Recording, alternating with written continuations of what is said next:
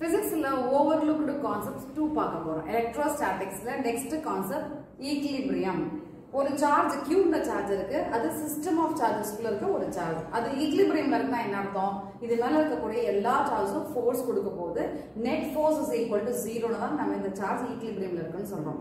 இப்போ என்ன பண்றோம்னா இந்த Q ன்ற சார்ஜை மட்டும் ரிமூவ் பண்ணிரோம். அப்படி ரிமூவ் பண்ணிட்டா இந்த சார்ஜ் மேல net force 0வா இருக்காது.